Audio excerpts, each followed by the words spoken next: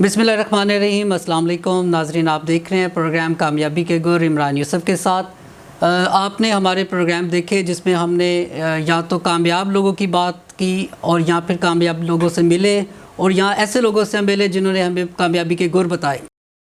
आज हम एक फ़ैमिली से मिल रहे हैं कि जो माशाल्लाह कामयाब फ़ैमिली है। मियाँ बीवी कामयाब हैं और बच्चे कामयाब हैं। जैसे कि आप जानते हैं कि एक फ़ैमिली जो है वो मिलती है, बनती है मियाँ बीवी से और बच्चों से। और अगर ये सारे कामयाब हों और सारे ही ज़िंदगी में कुछ ना कुछ कर रहे हो और सोसाइटी में सर्व कर रहे हो तो कमाल ही बात हो जाती है। तो आज हमारे साथ एक खूबसूरत जो फ़ैमिली है वो है जनाब मोहसिन नवाज़ साहब की फ़ैमिली। जी अस्सलाम वालेकुम जी। वालेकुम अस्सलाम। आप सब खैरियत से हैं जी? अल्हम्दुलिल्लाह बिल्कुल ठीक। मैं ये सोच रहा था कि आपके प्रोग्राम का नाम कामयाबी के गुर की बजाय अगर कामयाबी के गुड़ भी हों तब भी ठीक है जी क्योंकि आप इतना मीठा बोलते हैं। बहुत नवाजिश जी। और ये हमने बिल्कुल आप ही से सीखा है और ब्रॉड बोलना और बात करना ये माशाल्लाह सर मोहसिन नवाज़ का खासा है और बहुत से लोगों ने इनसे सीखा है। और जो सबसे ज़्यादा मेरा ख्याल है सीखा है माशाल्लाह इनके बच्चों ने कि ना सिर्फ ये माशाल्लाह कामयाब अच्छी मैरिटल लाइफ गुजार रहे हैं बल्कि इनके जो बच्चे भी हैं वो भी माशाल्लाह बहुत कामयाब हैं। और जैसे कि अली अहमद अवान माशाल्लाह पाकिस्तान के टॉप 20 यूट्यूबर्स जो है जो उनको सबसे ज़्यादा देखा जाता है और सलमान अहमद अवान वो भी। और ये माशाल्लाह एक बहुत ज़बरदस्त चीज़ है। और माशाल्लाह दोनों मियाँ बीवी जो है वो एक अरसे से एक रेडियो का प्रोग्राम कर रहे हैं हर इतवार को। सर मेरा पहला सवाल आपसे ये होगा कि माशाल्लाह जैसे कि मैंने अर्ज़ किया कि माशाल्लाह बहुत अच्छी ज़िंदगी और बड़ी कामयाब ज़िंदगी गुजार रहे हैं। प्रोफेशनल लाइफ के आपके अलावा आपकी जो घरेलू ज़िंदगी है उसका जो पॉइंट बुनियादी कुलिया है वो आप नाजरीन से हमारे जो है ना वो शेयर कीजिए। अच्छा, जो बुनियादी एक नुक्ता याद रखने का है वो ये है कि हर रोज़ को यौम मोहब्बत बना दें। हर रोज़ यौम मोहब्बत बनाकर आप अगर अपने दिन का आगाज़ करेंगे तो आप अपने हर रिश्ते के हवाले से हर जेस्चर के हवाले से उसमें मोहब्बत शामिल करेंगे। और याद रखिए कि मोहब्बत इज़्ज़त के बग़ैर अधूरी है। वाह वाह। तो मोहब्बत और इज़्ज़त को इकट्ठा फिर आपस में इंटरकनेक्टेड ही जाना जाए। जैसे कि अगर मैं ये बात करूं कि मेरा और मेरी वाइफ का जो एक रिश्ता अज़दवाज है इसमें हम आज भी, जबकि हमारी शादी को तकरीबन कोई 21.5 साल के करीब जो है वो हो चुके हैं, लेकिन अल्हम्दुलिल्लाह इसमें एक रिश्ते में ताज़गी और दिलचस्पी का जो अंसर है वो अपनी जगह पे बेहतरीन है। और मैं और ये अभी भी उसी अंदाज से एक दूसरे के रिश्ते को सेलिब्रेट करते हैं। उसमें शरारत भी है, उसमें मज़ा भी है, उसमें एक दूसरे के साथ भरपूर इजहार भी है, उसमें शिकायत भी है, ठीक उसमें इज़्ज़त भी है और उसमें बहुत ढेर सारा प्यार भी है। तो ये सब कुछ जब हम शामिल करते हैं एक रिश्ते के अंदर तो ये उसके इंग्रेडिएंट्स हैं। और मोहब्बत की ख़ास बात ये भी याद रखिएगा कि इजहार मांगती है। अगर मैं आज की गुफ्तगू सुनने वाले देखने वाले जो नाजरीन हैं उनको इंग्रेडिएंट्स बताऊं जिसके इर्द गिर्द हमारी गुफ्तगू का मरकज़ व महवर जो नुकात हैं वो ये है कि रिश्ता इज़्दवाज हो या फैमिली में आपका बच्चों के साथ या बच्चों का आपस में, तो एक बुनियादी नुक्ता उसमें मोहब्बत को याद रखने का है। मोहब्बत और इज़्ज़त के साथ अगर आप उस रिश्ते को मेंटेन करते हैं तो फिर एक बेहतरीन सुकून बनता है उस फैमिली का। बहुत खूबसूरत बात कीजिए। मोहब्बत और इज़्ज़त एहतराम ये ऐसी इंग्रेडिएंट्स है कि जिसके ज़रिए से एक हम अच्छी कामयाब ज़िंदगी जो है वो गुजार सकते हैं। तो सर आजकल जो सोसाइटी में हम देखते हैं कि मियाँ बीवी में बहुत ज़्यादा कॉन्फ्लिक्ट और बहुत ज़्यादा ऐसी चीज़ बहुत सी बर्दाश्त नहीं रही। तो इसका भी कोई ऐसा है कि कुलिया को ऐसी चीज़ के वो तो जो आपने बता दिया, लेकिन इसके बावजूद जो है ना इख्तलाफात बहुत हो जाते हैं और जो अदम बर्दाश्त का एक रवैया हमारे यहाँ जन्म ले रहा है उसका असर कोई हल बताइए। अच्छा, ये याद रखना पड़ेगा कि अदम बर्दाश्त के पीछे क्या है। अदम बर्दाश्त के पीछे कई दफ़ा वो ताने होते हैं जो एक दूसरे को दिए होते हैं, कई दफ़ा वो तनकीद होती है जो दूसरों के सामने की होती है, कई दफ़ा वो नुक्ताचीनी होती है जो बेमानी होती है। तो ये जब भी कोई अदम बर्दाश्त का रवैया, गुस्से का कोई इजहार होता है, कोई नापसंदीदगी का जेस्चर सामने आता है तो उससे पीछे के एपिसोड्स को बैनुस्सतूर क्या है उसको देखना होगा। तो दरअसल गुस्सा जो है वो एक स्ट्रेस का इजहार होता है। वो उस वक्त जब गुस्से का कोई इजहार करता है तो एक्चुअली वो उस वक्त की सिचुएशन नहीं होती, वो उससे पहले उसकी कोई सिचुएशन बनी होती है। लिहाजा रिश्तों में, ख़ास तौर पे मियाँ बीवी के रिश्ते में मैं इस पे ज़ोर देना चाहूँगा कि एक दूसरे को ताने मत दें। कई दफ़ा बात उस सिचुएशन की हो रही होती है और हम पीछे पेरेंट्स पे पहुंच जाते हैं। सही।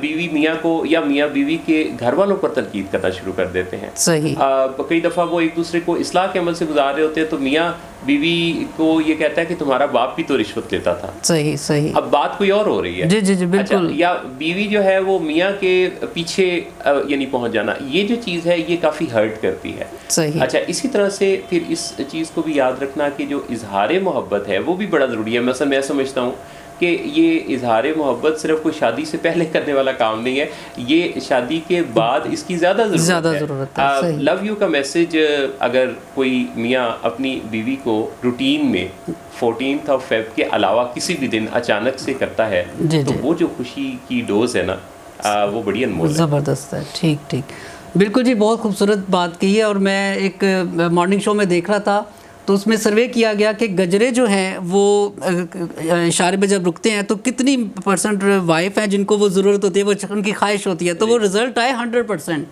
तो ये मैं भी अब मॉर्निंग में अपनी वाइफ के साथ हूँ तो कहते मेरी भी ख्वाहिश होती है। तो मेरा तो दिल चाहता है कि गजरों की दुकान ही तो हम जो है ना बात करेंगे, गजरे की बात हुई और ख़वातीन के जो है एहसासात की बात हुई, तो हम भाभी से बात करेंगे कि आप माशाल्लाह एक कामयाब वाइफ हैं, एक अच्छी और एक कामयाब माँ हैं।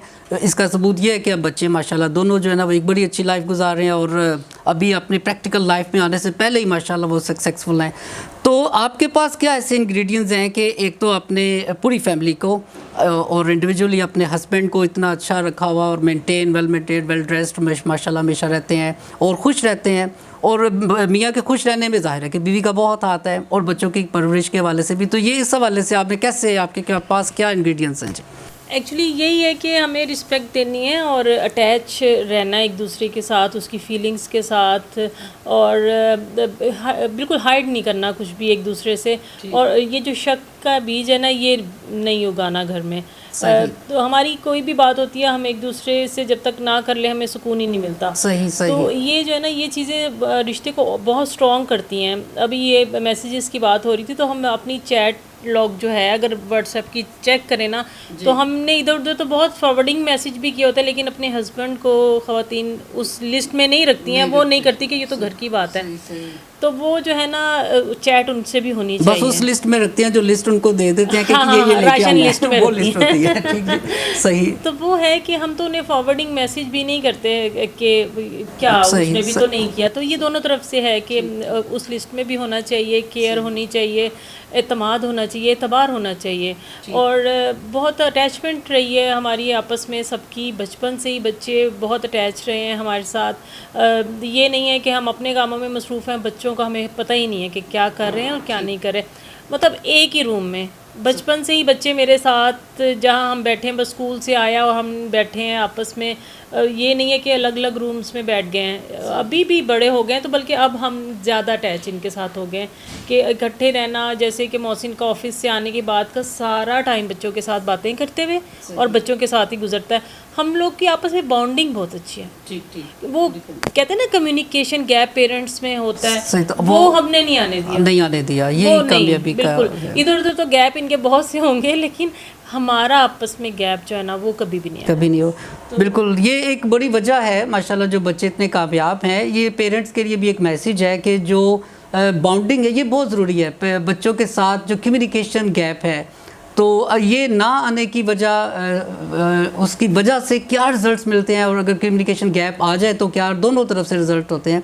तो हम इस हवाले से जो कामयाब बच्चे और माशाल्लाह के यूट्यूब के वाले से और ऐसे जिसको बहुत से लोग फॉलो करते हैं, देखते हैं, सुनते हैं, अली अहमद अवान से हम बात करेंगे कि जो आपकी मदर ने बात की कि कम्युनिकेशन गैप नहीं आया और बहुत ज़्यादा आपकी बातचीत आप करते हैं। तो ये जो आपकी कामयाबी है इसमें कितना रोल इस बातचीत का है, यहाँ बाकी आपके असातिज़ा भी होंगे, तो इसको आप कितना % देते हैं? थैंक यू इमरान भाई फॉर हैविंग मी। आज सबसे पहले बात तो ये है कि मेरे माँ बाप मेरी इंस्पिरेशन और बहुत बड़ी इंस्पिरेशन है। मैंने सारा कुछ इन्हीं से सीखा है। अगर मैं बात करूँ अपने फादर की, तो मेरे फादर ने मुझे गाइड किया कि मैं कैसे कैमरा को फेस कर सकता हूँ। कैमरा शाइनेस मेरे में बहुत ज़्यादा थी, पर्सनल ग्रोथ के हवाले से उन्होंने मुझे गाइड किया। और मेरी मदर को शायद अभी याद भी ना हो कि एक ऐसा टाइम भी था कि जब मैं काफ़ी लीडर्स से ना इंस्पायर्ड था। वो इतना ज़्यादा इंस्पायर्ड था कि मैं अपनी सेल्फ ब्रांडिंग नहीं करता था।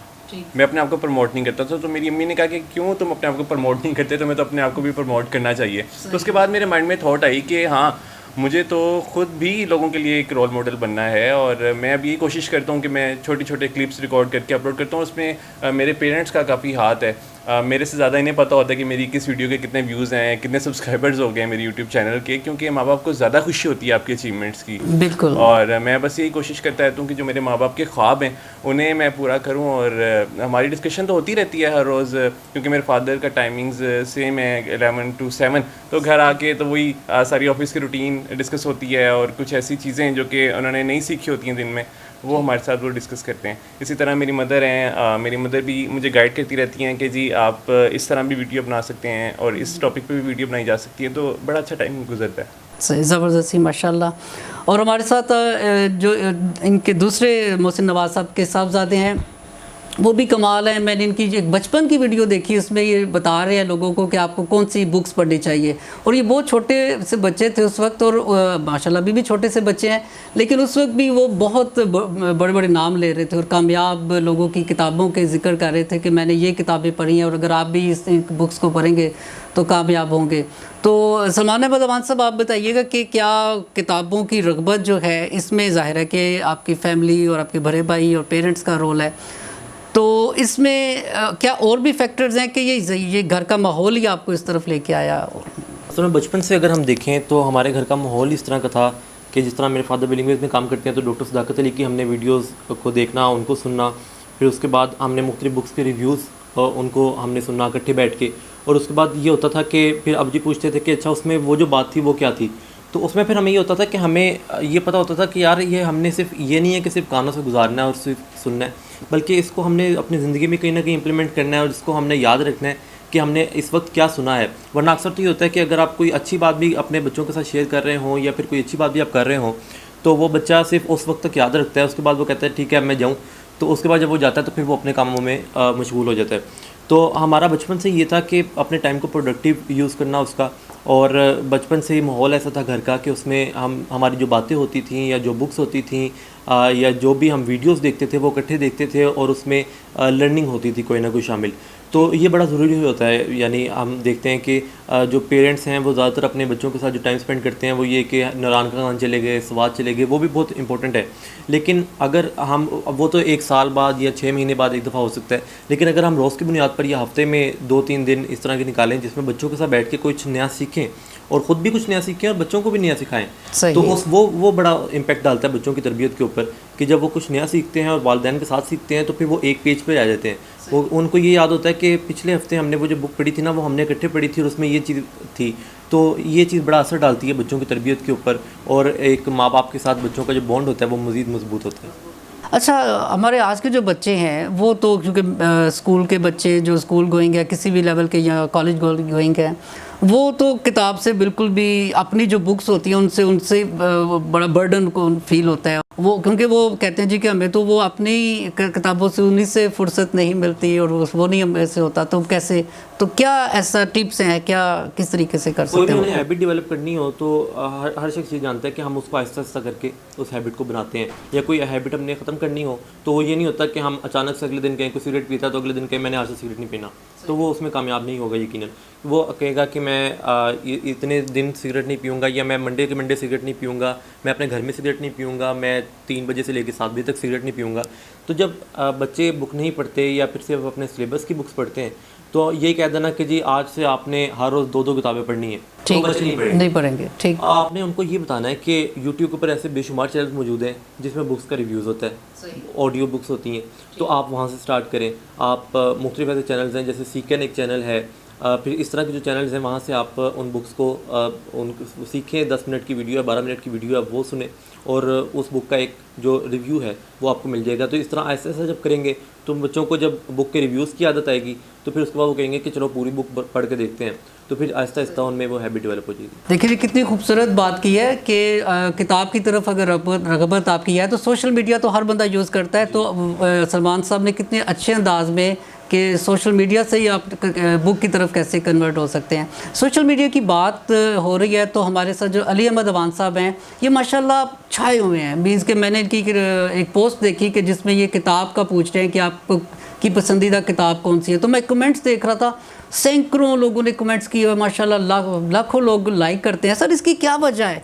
को बहुत से लोग जो हैं वो यूट्यूब पे हैं, वो सोशल मीडिया पे फेसबुक यूज़ करते हैं, तो जो 10-5 लाइक से ज़्यादा नहीं होते। तो आप में ऐसा क्या है जो इतनी दुनिया पसंद करती है? स्पेशलिटी इसमें एक मेरी ये है कि मैं शॉर्ट वीडियोस क्रिएट करता हूँ, बाकी जितने भी लोग हैं वो बहुत लंबी वीडियोस क्रिएट करते हैं। तो मैंने बचपन से ही इस चीज़ के ऊपर एम्फोसाइज़ किया कि छोटा मैसेज होना चाहिए, 2-3 मिनट की वीडियो होनी चाहिए। अच्छा, जब मैं ये बनाता चला गया, पहले तो रिस्पॉन्स नहीं आता था, बट बनाते वो कहते हैं ना कि जितनी ज़्यादा प्रैक्टिस करते हैं उतने ज़्यादा आप उस चीज़ में बेहतर होते चले जाते हैं। मैं तो ये भी नहीं कहता कि आप मास्टर हो जाते हैं, क्योंकि कभी भी आप मास्टर नहीं होते, आप हमेशा सीखते चले जाते हैं। तो फेसबुक, यूट्यूब, इंस्टाग्राम, स्नैपचैट, इन तमाम सोशल मीडिया प्लेटफॉर्म्स पे आपको एक्टिव रहना है। यानी एक्टिव रहने से मेरी क्या मुराद है? एक्टिव रहने से मुराद मेरी ये नहीं है कि आपने वहाँ पे ज़्यादा से ज़्यादा पोस्ट करनी है, क्योंकि लाइकिंग का ताल्लुक़ नहीं है आपके ये पॉपुलैरिटी से। इसमें आपने एक्टिव रहने से मुराद आपकी ये है कि जो लोग आपकी फेसबुक पे अटैच्ड हैं आपके साथ, आपकी फ्रेंड लिस्ट में, आप उनके साथ इन टच रहें। यानी अगर वो कोई अपडेट करते हैं, कोई पिक्चर अपलोड कर रहे हैं, तो आप वहाँ पर जाके एक छोटा सा कमेंट कर दें। वो 1-2 सेकंड लगेंगे, 3 सेकंड लग जाएंगे, बट ये कि एक अच्छा जेस्चर आप देख रहे हैं, तो इन रिटर्न वो भी आपको फिर पसंद करते हैं, वो भी आपके फीडबैक देते हैं। और ना सिर्फ मैं अच्छे कमेंट्स को प्रेफर करता हूँ, बल्कि मैं उन कमेंट्स का भी इंतज़ार कर रहा होता हूँ जो कि मुझे इंप्रूव कर रहे होते हैं। तो ये बड़ा अच्छा है कि आप सोशल मीडिया के ऊपर जब एक्टिव रहते हैं और अपनी डेली एक्टिविटीज़ जो है ना, डेली लाइफ की, वो जब आप शेयर करते रहते हैं, तो एक तो ये है कि आपको खुद भी एक सेल्फ सेटिस्फेक्शन मिलती है, सेल्फ फुलफिलमेंट का एहसास होता है। और दूसरा ये कि वहाँ पे आप बेशुमार लोगों को गाइड कर रहे होते हैं सोशल मीडिया की पावर के हवाले से। क्योंकि मैंने देखा पाकिस्तान में यहाँ पर यूज़ इतना ज़्यादा प्रोडक्टिव नहीं है फेसबुक का। यहाँ पर अगर 2 सेलिब्रिटीज़ के आपस में शादी हो जाती है तो उनकी शादी को डिस्कस किया जाता है, अगर फिर उसके बाद डिवोर्स हो जाती है उनकी, तो उसको डिस्कस कर लिया जाता है। किसी एक लीडर ने अगर तकरीर कर दी है, उस तकरीर को सारा दिन डिस्कस किया जाएगा। ट्रेंड आप ट्विटर पे जाके देख लें, ट्विटर पे जो टॉप ट्रेंड्स हैं वो सारे आपको पॉलिटिक्स के नज़र आएंगे। वहाँ पे आपको कोई ऐसा ट्रेंड नहीं नज़र आएगा कि जिसमें कोई प्रोडक्टिव बात हो। अगर आप टॉप 10 गूगल सर्चेस देख लें इन पाकिस्तान, वहाँ पे आपको वही सारी मूवीज़ के हवाले से कि मूवी को कैसे हम फ्री डाउनलोड कर सकते हैं। देखें, फ्री डाउनलोड, अगर आपने थोड़ा अपनी अर्निंग के ऊपर काम किया होता तो आप वो सब्सक्रिप्शन ले लेते और आपको फ्री डाउनलोड करने की ज़रूरत ना पड़ती। बहुत खूबसूरत बात है। नाज़रीन, आप देख रहे हैं प्रोग्राम कामयाबी के गुर इमरान यूसुफ के साथ, और आज हमारे साथ बहुत ही खूबसूरत फैमिली है और बच्चों से भी बहुत अच्छी बात हुई, बड़ी प्रोडक्टिव उन्होंने हमें बातें बताई। तो हम इन बच्चों की माँ से पूछते हैं कि एक माँ को कैसा होना चाहिए, क्योंकि बहुत सी माँओं का वो सारा कुछ है, प्यार भी करती हैं, उनकी बातें भी मानती हैं, सख्ती भी करती, सारा कुछ।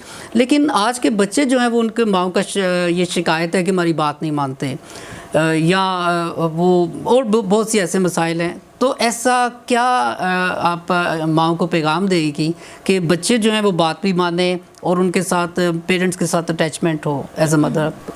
जब आप बच्चों को केयर देते हैं, बच्चों से मोहब्बत करते हैं ना, फिर आप उनको एहसास दिलाएं कि आप उनके लिए जो कुछ कर रहे हैं ना, तो वो भी आपको उतना पे तो करें ना, कि बच्चे भी आपकी उसी तरह रिस्पेक्ट करें, आपकी बात को माने। अगर आप एक ही उनकी अगर वो कहेंगे हमें ये चाहिए, आप फ़ौरन फ्राहम करते हैं, तो बच्चों को भी ये एहसास साथ साथ थोड़ा थोड़ा दिलाते जाएं कि उनकी भी कुछ ड्यूटी है, उन्होंने भी कुछ जो है पे बैक करना है। तो अक्सर तो हम वन साइडेड करते चले जाते हैं कि नहीं अभी तो ये छोटे हैं, अभी तो ये बच्चे हैं, अभी तो नहीं ये ऐसा कर सकते ना।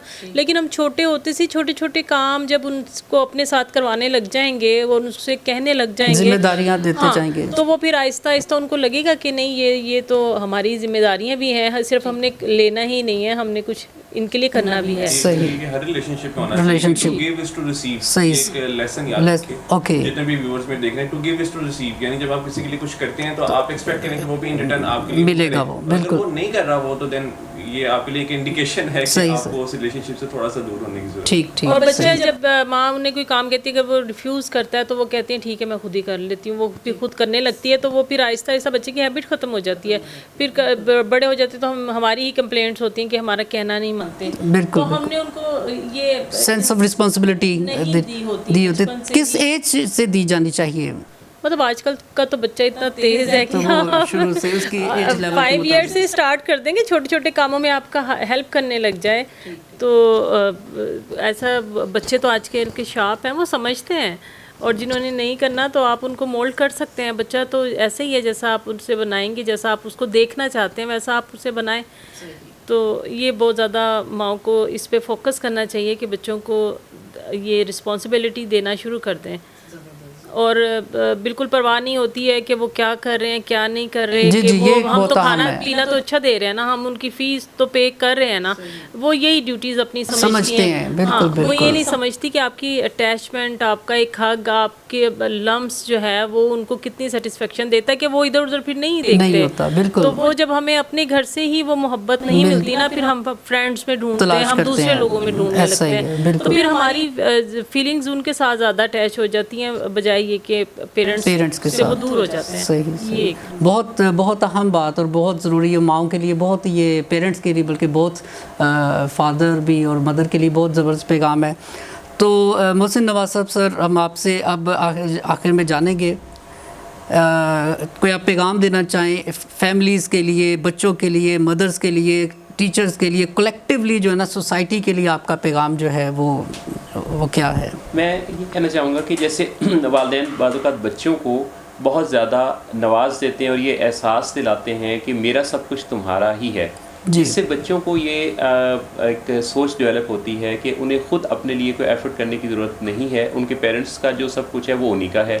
इससे स्ट्रगलिंग लाइफ का जायका वो नहीं चख पाते। सही। सो बच्चों को जब आप फैसिलिटी दें तो रिस्पॉन्सिबिलिटी और फैसिलिटी दोनों को, अगर एक पलड़े में तराजू के एक पलड़े में फैसिलिटी डाल रहे हैं तो दूसरे पलड़े में रिस्पॉन्सिबिलिटी, बहुत अहम बात। अच्छा, जब आप इसका बैलेंस रखेंगे, जब आप छोटे छोटे काम उनसे करवाएंगे, मसलन जब मैं एक बड़ी इंटरेस्टिंग बात बताऊं कि जब ये दोनों 18 इयर्स के हुए तो आईडी कार्ड के फॉर्म के सबमिट करवाने के सारे प्रोसेस को इन्होंने खुद अपने तौर पे मेरे बच्चों ने किया। ठीक सही। अच्छा, उसमें पूछने करने वाला जो इनका काम था वो तो इन्होंने हमसे बाकी जगहों से इंफॉर्मेशन ली, लेकिन वो काम इनके हाथों हुआ। इसी तरह से छोटे छोटे काम, अगर आप किसी काउंटर पे जाएं तो आगे बढ़ के बच्चों से पेमेंट्स दिलवाएं, बच्चों से वो प्रोसेस करवाएं, तो उन्हें ख़रीदने के हुनर और गुर भी समझ में आने लगेंगे। अच्छा, एक बात याद रखिएगा कि जो एक हमारा सबकॉन्शियस माइंड है वो दरअसल एक